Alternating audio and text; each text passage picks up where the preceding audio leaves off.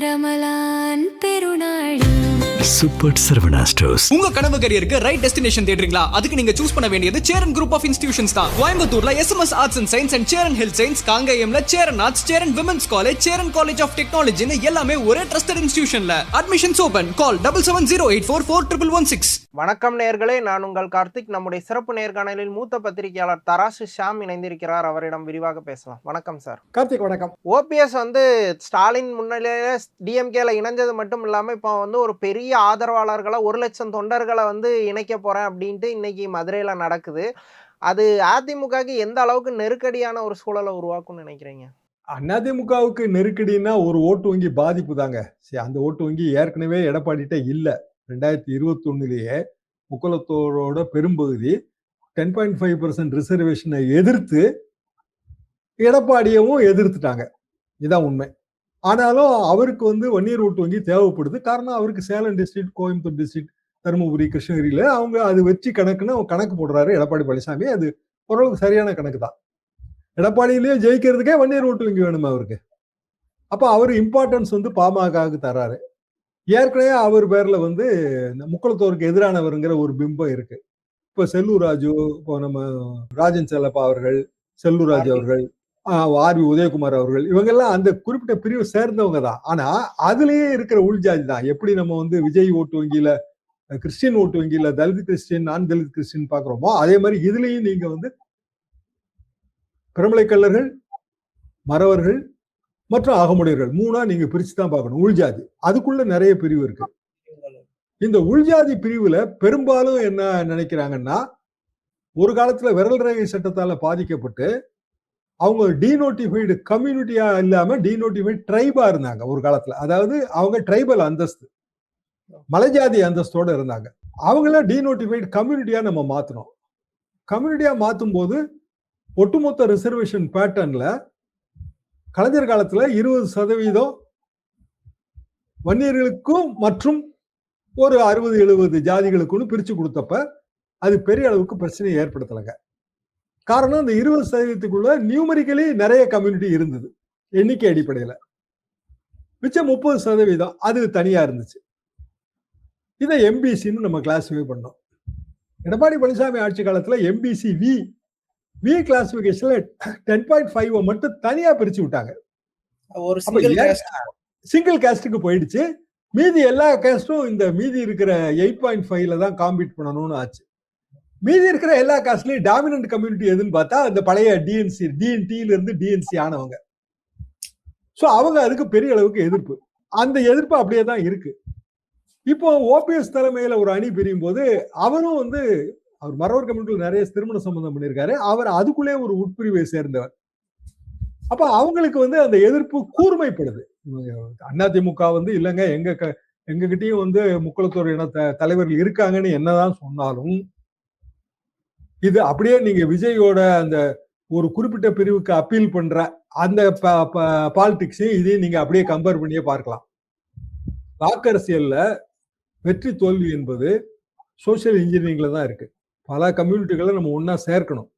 அதே நேரத்தில் ஒரு கம்யூனிட்டி டாமினேஷன்ல சிக்கிட்டோம்னா கவுண்டர் போலரைசேஷன் வந்துடும். ஒரு போலரைசேஷன் இருக்கும், கவுண்டர் போலரைசேஷன் வந்துடும்.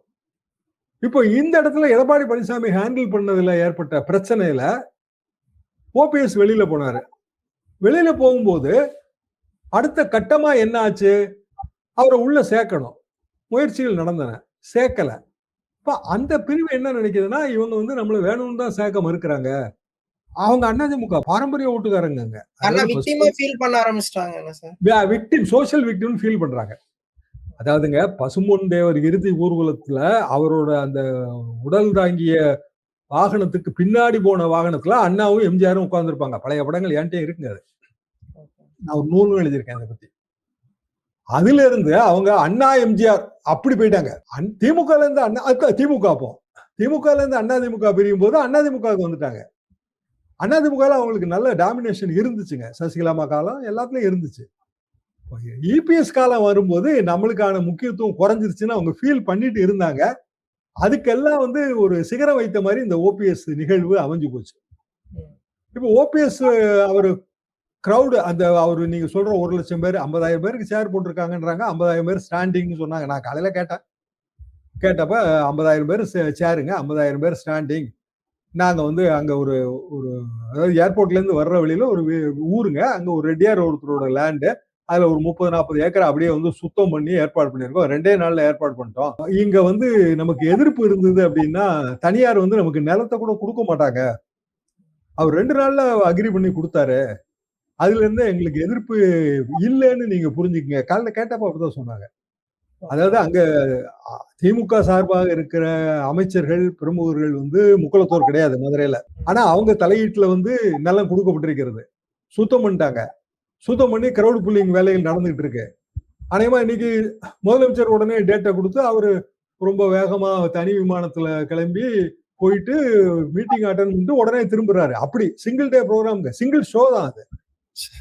அப்ப அதிமுகவுக்கு எவ்வளவு பெரிய டேஞ்சர் இது யோசிச்சு பாருங்க. குறிப்பா அந்த மாவட்டத்துல வந்து அதிமுகவுக்கு முக்கியமான தலைவர்கள் இருக்காங்க. செல்லூர் ராஜு, ஆர்பி உதயகுமார்னு முக்கியமான முன்னாள் அமைச்சர்கள், எதிர்க்கட்சி துணைத் தலைவர் அந்த மாதிரி பதவி வகிக்கக்கூடியவங்க இருக்கிறாங்க. ஸோ அவங்களோட வெற்றிக்கே இது ஒரு சவாலா இருக்குமா?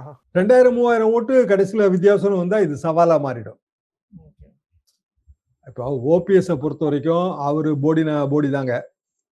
அவர் பையன் இப்போ ரவீந்திரநாத் வந்து ஆண்டிப்பட்டியில வந்து அவரு விருப்ப மனு தாக்கல். ஆண்டிப்பட்டியில அவரை எதிர்த்து ஜெயலலிதா ஃபேமிலிக்குள்ள இருந்து கொண்டு வரணும் அப்படின்னு முயற்சி நடக்குது. அது ஒத்துக்கிறாங்களான்னு தெரியல. அதாவது தீபா அவர்களை வேட்பாளரா நிறுத்தலாம் அப்படிங்கிற டாக் இருக்கு காலையில இருந்து. என்ன ஆக போகுதுன்னு நமக்கு தெரியாது. ஆனா ஆண்டிப்பட்டி எம்ஜிஆர் தொகுதி. எம்ஜிஆரோட மனைவி ஜானகி அம்மாள் அங்க போட்டி போடும்போது ஜெயிச்சிருக்கணும்ல. எம்ஜிஆரோட மனைவி இல்லாது அவங்க. ஆனா அந்த லெகசி ஒர்க் அவுட் ஆகல. அப்போ கடைசியில பாத்தீங்கன்னா திமுக ஜெயிச்சிருச்சு. ஆசைன்னு நினைக்கிறேன் கேண்டிடேட், ஜெயிச்ச கேண்டிடேட். ஜானகி அம்மா 3rd பிளேஸ் போயிட்டாங்க. டெபாசிட்டே கிடைக்கலன்னு தான் நான் நினைக்கிறேங்க 89ல. அது ரொம்ப கேஸ்டோட ஃபங்க்ஷன் ஆகக்கூடிய எல்லா இடத்துலயும் உண்டு இல்லைங்க. ஊர்கள் நீங்க கிராமப்புற தொகுதியை தேர்ந்தெடுத்தீங்கன்னா 89ல ஆண்டிப்பட்டி ரொம்ப கிராமப்புற தொகுதி. இப்ப கொஞ்சம் வளர்ந்துருக்குங்க, நகர்ப்புற தொகுதியா மாறி இருக்கும். ஆனாலும் காஸ்ட் டிவிஷன்ஸ் அங்க இருக்கத்தான் செய்யும். அப்போ ஓபிஎஸோட ஓட்டு வங்கி அல்லது ஓபிஎஸ் சார்ந்த இனத்தவர்களின் ஓட்டு வங்கி அங்க இருக்கும், கணிசமா இருக்கும். அப்போ வந்து ஓபிஎஸ் பையன் அங்க ஜெயிச்சு, ஏன்னா திமுக வேட்பாளர் அவர் ஆசையின் மாதிரி ஜெயிச்சு ஜெயலலிதாமா குடும்பத்துல இருந்து யாரையாவது நிறுத்தி அவங்க தோத்து போனாலும் அது பெரிய கஷ்டமா போயிடும். ஆமா, அது 2வது ஜெயலலிதா லிகசியே எங்களுக்கு தான் இருக்குன்னு அவங்க கிளைம் பண்ணுவாங்க. நாளைக்கு வெற்றிக்கு பிறகு கிளைம் பண்ணுவாங்க. ராங் மூவா போயிடும். அதிமுகவை பொறுத்தவரைங்க மதுரை நகர்ப்புற தொகுதி, திருப்பரங்குன்றம் வரைக்குமான தொகுதியில கான்சன்ட்ரேட் பண்ணிடுவாங்க. ஏன்னா அங்க வந்து நகர்ப்புற தொகுதி நிறைய ஓட்டு வங்கி இருக்கும். ஒண்ணு ஈக்குவலைஸ் பண்ணி கொண்டு போயிடலாம். அப்படியே டோட்டலா ரூரலா போகும்போது அது இடிக்கும். இப்ப தேனி மாவட்டம் ரூரலா போயிடும். அது வந்து அந்த அதிமுக ஓட்டு வங்கிங்கிறது தேய்மானம் அடைஞ்சிருக்கும். ஏன்னா நமக்கு தெரிஞ்ச அது 2021 தேர்தலே தேய்மானம் அடைஞ்சது. 2024 தேர்தலில் ரொம்ப தேய்மானம் அடைஞ்சு போச்சு. அப்போ தங்கத்தமிழ் செல்வன் உதாரணமா அவர் ஓபிஎஸ்க்கு எதிரான நிலைப்பாட்டை தான் இருந்தாரு. ஆனா இப்போ வந்து ரொம்ப க்ளோஸா அவங்க டீல் பண்ணி ரொம்ப க்ளோஸா தெரியுறாங்க. இப்போ எடப்பாடி பழனிசாமிக்கு இன்னொரு ஆபத்து இருக்கு. தங்கமணி வந்து அவருக்கு பெரிய அளவுக்கு அவருக்கும் தங்கமணிக்குமான அந்த உட்கட்சி பூசம் ரொம்ப ஜாஸ்தியா தெரியுதுங்க. இப்ப 2-3 நாளா அவருமே எந்த கூட்டங்களுக்கும் சரியா போறது இல்ல. காரணம் என்னன்னா கட்சி ஒருங்கிணைக்கணும்னு சொல்லும் போது எடப்பாடி தாங்க அதுக்கு இடைஞ்சலா இருந்தாருன்னு அவங்க நினைக்கிறாங்க. சரி, திமுக வந்து ஆளுங்கட்சி, நல்ல பலம் இருக்கு, பண பலம் இருக்கு. ஆனாலும் 20 கட்சியை சேர்த்துக்கிறாங்கல்ல, ஓபிஎஸ்ஸே சேர்த்துக்கிறாங்கல்லங்க. அப்ப வெற்றிக்கு தேவையான 100 ஓட்டை கூட இழந்துடக்கூடாதுங்கிற உணர்வு தானே காரணம். அதானே காரணம். அப்போ ஓபிஎஸ் பையன் வந்து அறிவாலயத்துல விருப்ப மனு தாக்கல் பண்ற அளவுக்கு ஆயிப்போச்சு. ஆனா எடப்பாடி பழனிசாமி வெற்றிக்கு தேவை அப்படிங்கிற உணர்வு இருந்தா குறைஞ்சபட்சம் சொந்த கட்சியை வந்து ஒருங்கிணைத்து இருக்கணும்ல. அவர் சொந்த கட்சியில இருந்து விலகி இருக்கவங்க தானே அவங்க, ஒண்ணும் கிடையாதுங்களே. பலரும் ஒரு விமர்சனம் வைக்காங்க, அவர் சிஎம் போஸ்ட எய்ம் பண்ணல, ஏடிஎம்கே தலைமை பதவியில இருந்தா போதும் அப்படிங்கிற மென்டாலிட்டிக்கு வந்துட்டாருன்னு சொல்றாங்க. உங்களுக்கு அப்படி எதுவும் பார்வை இருக்கா? அப்படித்தான் தோணுது எனக்கும். ஆனா அதுலயுமே ஆபத்து இருக்கு.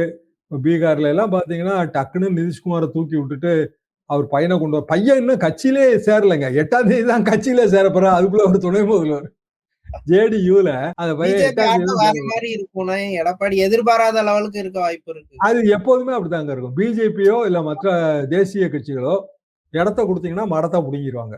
எடப்பாடி அந்த சூட்சமம் தெரியாம தான் பிஜேபி கூட இருக்கிறாரா, இல்ல தெரிஞ்சுதான் ஒரு மாதிரி டாக்டிக்கலா ப்ளே பண்ணிடலான்ட்டு நம்பிக்கையில இருக்கிறாரா, எப்படி பாக்கணும்? தெரிஞ்சுதான் இருப்பாருங்க. தெரியாம எப்படி இருக்க முடியும்? அவரும் சீனியர் பொலிட்டீஷியன். கீழ இருந்து ரொம்ப அடிபட்டு வந்திருப்பாரு. தெரியாமலாம் இருக்க வழி இல்லைங்க. ஆனா தங்கமணியை ரிஜெக்ட் பண்றது எனக்கு அது உண்மையிலே புரியல. காரணம் தங்கமணியோட ஏற்பாட்டுலதான் அவர் பிஜேபியோட நெருங்கினாரு டாப்ல முதல்ல. பல இதுல நிகழ்ச்சிகள்லயே பார்க்கலாம். அவங்கதான் வந்து மொழிபெயர்ப்பாளர்களெல்லாம் செயல்படுவாங்க. அப்புறம் அவரை ஏன் இவரு ஒதுக்குறாரு அப்படிங்கிறது தான் புரியல. அது தேர்தல் நேரத்துல அப்படி ஒதுக்குறதுங்கிறது சுத்தமா நல்லது இல்ல. தேர்தல் நேரத்துல யாரையுமே ஒதுக்க கூடாது, அவ்வளவுதானே. உங்க ஓட்டு ஒரே ஒரு ஓட்டு தான், அது எனக்கு வேணும், அவ்வளவுதான். சார், இப்போ ஓபிஎஸோட ஆதரவாளர்கள் நிறைய அதிருப்தியில இபிஎஸ் நோக்கி போறாங்க, ஏடிஎம்கே நோக்கி போறாங்கன்னு செய்திகள் வருது. உண்மையில ஓபிஎஸ் டிஎம்கேக்கு போனதை அவங்க தொண்டர்களோ இல்ல அவங்க விசுவாசிகளோ இல்ல அவர் சமுதாயத்தை சேர்ந்தவங்களோ முழு மனதோட ஏத்துக்கிட்டாங்களா, இல்ல டிஸ்டர்பன்ஸ் இருக்குதா அவங்களுக்கு? அது உண்மையிலே நமக்கு தெரியலங்க. ஏன்னா இந்த மாதிரி நீங்க சொல்ற மாதிரியும் சில கருத்துக்களை எனக்கு சொல்லத்தான் செய்யறாங்க. ஆனா கடைசியில வந்து சதவீத கணக்குங்கிறது தோத்தவன் சொல்றதுதான். ஜெயிச்சவன் சீட்டு கணக்கு தான் சொல்ல போறான். அப்ப போடியில ரொம்ப சொற்ப வாக்கு வித்தியாசத்துல ஓபிஎஸ் திமுக டிக்கெட்ல ஜெயிச்சிட்டாருன்னா அவரோட திமுகவுக்கு போனதை மக்கள் ஆதரிச்சாங்கன்னு தானே பொருள் போடும். இப்ப தங்கத்தமிழ் செல்வன் ஜெயிச்சார்லங்க. தங்கத்தமிழ் செல்வன் வந்து ஆண்டிப்பட்டியோட பழைய எம்எல்ஏங்க அவரு. ஜெயலலிதா காலத்துல அவங்களுக்கு வந்து அவரு 2001 வந்து எம்எல்ஏ. அவங்களுக்கு வந்து இது நாமினேஷன் போட முடியல, 4 தொகுதியில போட்டு ரிஜெக்டடு. அதுக்கு பிறகு சுப்ரீம் கோர்ட் அவங்கள முதல்வர் பதவியிலிருந்து தூக்கிட்டு ஓ பன்னீர்செல்வத்தை கொண்டு வந்தது. ஓபிஎஸ்க்கும் தங்கத்தமிழ்க்கும் ரொம்ப காலமா ஆகாது. 2002 வந்து அவங்களுக்கு கோர்ட் வந்து அவங்களை விடுதலை பண்ண உடனே அவங்க போட்டி போட தேர்ந்தெடுத்த இடம் ஆண்டிப்பட்டி. ஏன்னா எம்ஜிஆர் லெகசி. தங்கத்தமிழ் செல்வன் ராஜினாமா பண்ணாரு தொகுதிய. இடைத்தேர்தல் வந்து அதுல ஜெயலலிதா நின்னாங்க. அதுக்கப்புறம் தங்கத்துக்கு வந்து ராஜ்யசபா எம்பி கொடுத்தாங்க. அப்பவும் ஓபிஎஸ் அப்போ ஓபிஎஸ் முதலமைச்சர் வேற, முதலமைச்சர் பதவியா ராஜினாமா பண்ணி ஜெயலலிதா வந்துட்டாங்க. ஆனாலும் அவருக்கும் அந்த உட்கட்சி மோதல் இருந்துகிட்டே தான் இருந்தது. இப்ப எல்லாரும் ஒன்னா சேர்றாங்க. அதாவது பழைய உட்கட்சி எதிரிகள் எல்லாம் ஒன்னா சேர்ந்து புதிய கட்சியில இருக்காங்க. அப்போ கொஞ்சம் ஓட்டு வித்தியாசத்துல ஜெயிச்சா கூட ஓபிஎஸ் நகர்வு சரின்னு ஆயிரும்ல. இப்ப தங்கத்தமிழ் செல்வன் ஜெயிச்சதுனால தங்கத்தமிழ் செல்வன் போன இடம் சரிதானே ஆயிடுச்சுல. இப்ப அவர் திமுக எம்பின்னு அக்செப்ட் ஆகி ஓடிட்டார்ல. நமக்கு நல்லா தெரிஞ்சு அவர் டிடிவியோட தானங்க இருந்தாரு. அப்ப கடைசியில எது முடிவு பண்ணுதுன்னா சதவீதம் முடிவு பண்ணல, வெற்றி தான் முடிவு பண்ணுது. ஸ்டாலின் ஒரு மாதிரி எல்லாரையும் கரெக்டா அகாமடேட் பண்ணி சரியா பொசிஷன் பண்ணிக்கிறாரு, அவர் ஒரு மெச்சூர்டா பிஹேவ் பண்ணி. அப்படிதான் தெரியுது. அதுல எனக்கு சந்தேகமே இல்லை. ஏன்னா முதலமைச்சர் பலம் புரிஞ்ச கட்சி தான், அதுல ஒண்ணும் மாற்றுக்கிறது கிடையாது. காங்கிரஸ் கட்சிக்கும் 3 சீட்டு வந்து எக்ஸ்ட்ரா கொடுத்து அவங்களையும் சமாதானப்படுத்தியாச்சு. ஏன்னா இதே பழைய முதல்ல நம்ம ஆரம்பத்தில் டிஸ்கஸ் பண்ணதுதான், தலித் கிறிஸ்டின் ஓட்டு வங்கி நம்ம இழக்க வேண்டாம் தான். காங்கிரஸும் பாருங்க ஒரு ராஜ்யசபா எம்பி அப்படிதான் கொடுக்குது, கணக்கு பண்ணி தான் கொடுக்குது. அப்போ எல்லாத்துக்குமே இந்த வாக்கு கணக்குன்னு ஒண்ணு உண்டு எல்லா கட்சிக்கும். சின்ன சின்ன இனக்குழுக்களால் ஆனதுதாங்க நம்ம வாக்காளர். அது நீங்க ஜாதி வேண்டாம் அது வேண்டாம் என்னன்னா சொல்லலாம், ஆனா இனக்குழுக்களால் ஆனதுதான் நம்மளோட வாக்கு. கிராமங்கள், பெரும்பாலும் கிராமங்கள், நகரங்கள்ல வேணா பாதிப்பு தெரியாம இருக்கும். அப்போ அது எல்லாத்தையும் கால்குலேட் பண்ணி எல்லாரையும் அரவணைச்சு கொண்டு போகணும்னு நினைக்கிறாருல முதலமைச்சர். அப்ப அவருக்கு கூட்டணி அமைக்கிற சாமர்த்தியம் வந்து அதிகமா தெரியுது. இதே வந்துங்க 1996 2001 திமுக ஆட்சி பொற்கால ஆட்சி தொடர்ந்து தான் கலைஞர் ஓட்டு கேட்டாரு. ஆனா கூட்டணி அமைக்கிறதுல சரியா வந்து செயல்படல. பிஜேபி அந்த கூட்டணியில் இருந்தது ஒரு காரணம், அவரால் சேர்க்க முடியலங்க. ஆனா ஜெயலலிதா அதை பயன்படுத்திட்டு தமாகவையும் உள்ள கொண்டு வந்தாங்க. அதுக்கு நேர் போட்டியான காங்கிரஸையும் கொண்டு வந்தாங்க, தாய் காங்கிரஸையும் கொண்டு வந்தாங்க. தாய் காங்கிரஸும் தமாகவும் ஒரே அதிமுக கூட்டணி. மெச்சூர்டா கூட்டணி பலத்துல ஜெயிச்சிட்டாங்க. அவங்களே நேரம் ஏறி போனாங்க எல்லா கட்சி ஆபீஸுக்கும். மூப்பனார்லாம் அந்த ஜெயலலிதா மிக கடுமையா விமர்சிச்சவர் தான். ஆனா அவர் அந்த சிச்சுவேஷன் அதாவது அரசியல்வாதி தயாரா இருப்பாங்க. ஆனா சிக்னல் வந்து யார்கிட்ட இருந்து வரணும்னா மேஜர் பார்ட்டிட்ட இருந்து வரணும். திமுக இருந்து சிக்னல் வராம ஓபிஎஸ் போய் சேர முடியாதுல்ல. அதே மாதிரி அப்ப ஜெயலலிதா இருந்து சிக்னல் வராம மூப்பனார் போக முடியாதுல்ல. எடப்பாடி அந்த சிக்னல் கொடுக்காரா? அந்த இடத்துல எடப்பாடி கோட்டை விட்டாருன்னு புரிஞ்சுக்கலாம். அது சிக்னல் கொடுக்கலன்னு தான் நான் நினைக்கிறேன். Sir final question. ஓபிஎஸ் வந்து கட்சியில சேர்ந்துட்டு ஒரு விஷயம் சொன்னாரு. இபிஎஸ் வந்து தென் மாவட்ட மக்களுக்கு எதிரா செயல்படுறாருன்னு ஒரு விஷயத்த போற போக்குல பொடி வச்சு பேசிட்டாரு. இன்னைக்கு கூட்டத்திலயும் அந்த நரேஷனை கொஞ்சம் ஷார்பன் பண்ணி இபிஎஸ் கார்னர் பண்ணுவாங்களா? அந்த மாதிரியான ஒரு இபிஎஸ் ரொம்ப அந்த நேரேஷனை ஷார்பன் பண்ணுவாங்க. இந்த பழைய விஷயங்களை எல்லாம் சொல்லுவாங்க. அப்படிதான் வரும். முதலமைச்சர் வந்து அதுக்குள்ள போக மாட்டாரு. ஏன்னா அவருக்கு வந்து ஒட்டுமொத்த தமிழ்நாடு கருணாசு அந்த மாதிரி ஓபிஎஸ்க்கு வந்து வட மாவட்டங்கள்ல என்ன ஓட்டு வங்கி இருக்கு? ஒண்ணும் கிடையாது. ஒண்ணும் கிடையாதுங்க. அதனால அவருக்கு அதை பத்தி கவலை இல்ல. பட் முதலமைச்சருக்கு வட மாவட்டங்கள்ல ஓட்டு வங்கி இருக்குல்ல ஸ்டாலினுக்கு. அதனால அவர் கொஞ்சம் பொறுப்பா தான் அவர் ரொம்ப ரொம்ப காஷியஸா விளையாடுவார். ஓகே சார், தமிழ்நாடு அரசியல் குறித்து பல விஷயங்களை உறுதியா பேசுனீங்க. ரொம்ப நன்றி.